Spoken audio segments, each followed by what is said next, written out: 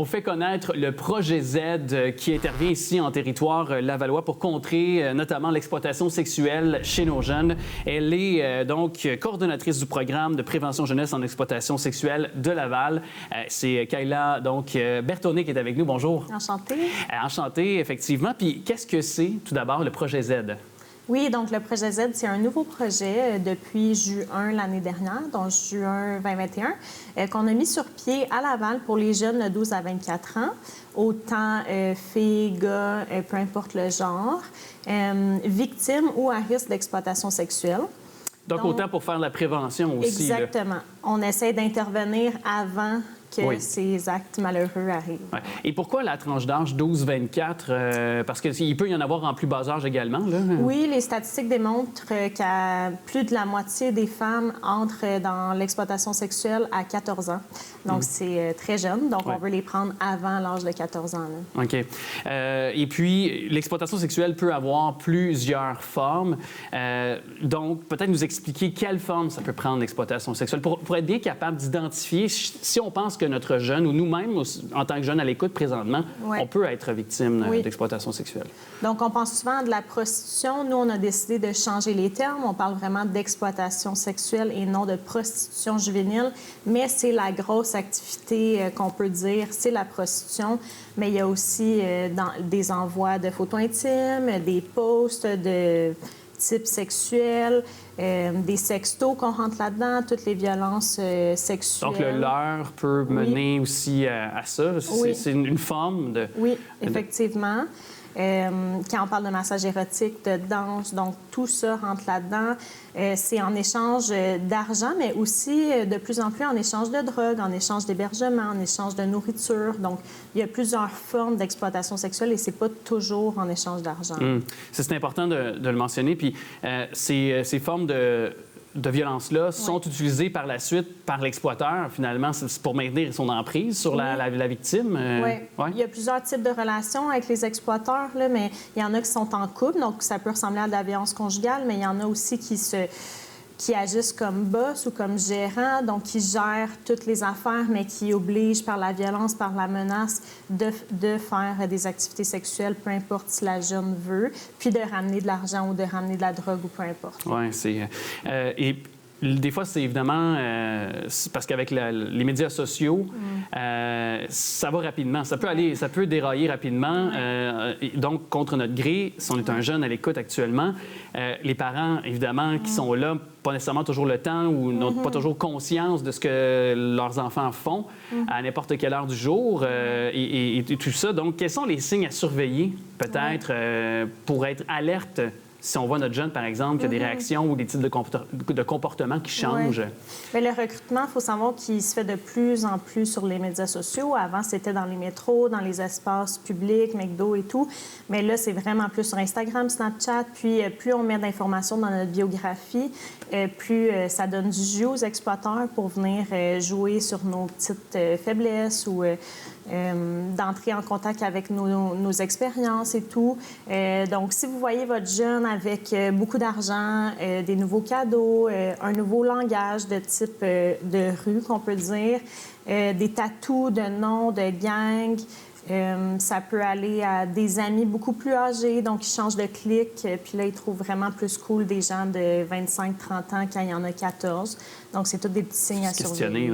Se désintéresser de l'école, par exemple, la chute des notes. Des notes. À l'école. Oui. Beaucoup de temps sur les médias sociaux, là, quand vous voyez, c'est tous des signes qui peuvent arriver à tout âge. C'est ça qui est difficile. Puis ça ne veut pas juste dire qu'ils sont exploités, mais de vérifier à qui ils parlent sur les médias sociaux, qu'est-ce qu'ils postent pour faire attention. Là. Ni plus ni moins que de...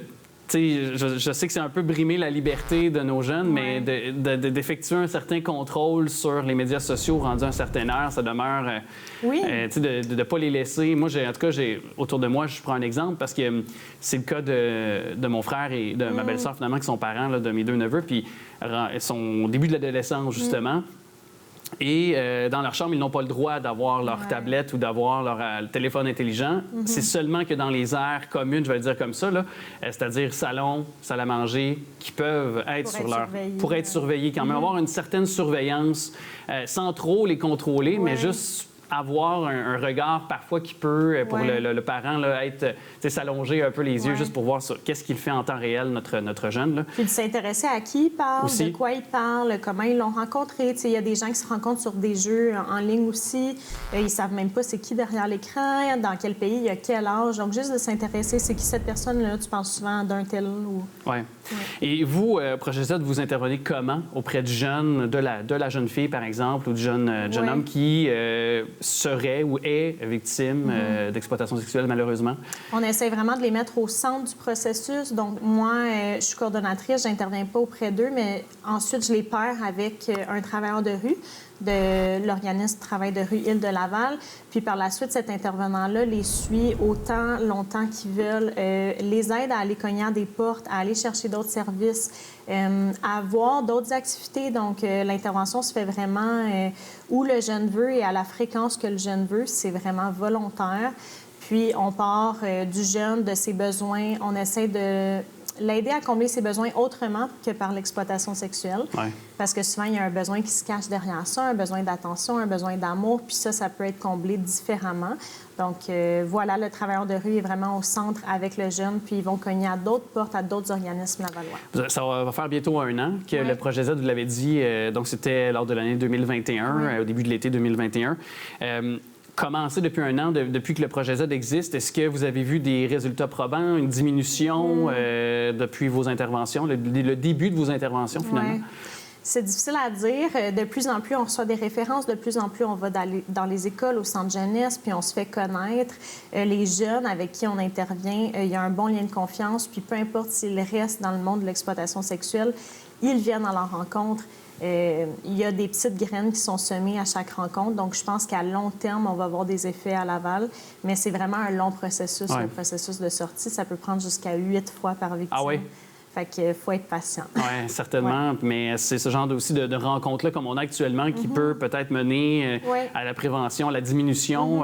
Est-ce que c'est sûr que c'est une grande question, c'est très large là aussi, mais est-ce que le territoire lavallois, sur ce plan-là, l'exploitation sexuelle, est-ce que ça s'améliore par le fait que vous vous concertez entre organismes, dont le Projet Z, dont, par exemple, la police ici à Laval? Est-ce qu'il y a quand même une certaine cohésion puis un travail de collaboration de près? Vraiment. Puis on est dans les écoles très jeunes pour faire de la sensibilisation parce que ça part de là. Puis tous les organismes travaillent ensemble dans des tables de concertation. Fait qu'il y a quelque chose de beau qui se passe puis qui va continuer à se passer. Puis je pense qu'on est sur le bon chemin, vraiment. Là. OK. Bien, heureux de l'entendre. On peut aller sur toutes vos plateformes parce qu'il y a quand même l'information puis, tu sais, c'est un service confidentiel. Oui, gratuit. Sur notre site Web, notre Facebook aussi, vous pouvez me rejoindre. Si jamais il y a des questions, vous pouvez m'appeler, puis ça va me faire plaisir. Avec grand plaisir. Alors, Kayla Berthonnet, je rappelle, évidemment, que tous les moyens sont au bas de l'écran, mais quand même que vous êtes coordonnatrice du programme de prévention jeunesse en exploitation sexuelle de Laval, bien sûr. C'est zeroexploitation.ca aussi pour avoir de l'information pour le Projet Z aussi, qui est tellement nécessaire, surtout avec j'ai besoin de le dire, mais avec les 2 dernières années, on a passé plus de temps devant nos écrans à communiquer ensemble pour le meilleur, mais parfois pour le pire. Alors, soyons très vigilants là-dessus. Merci à vous. Merci.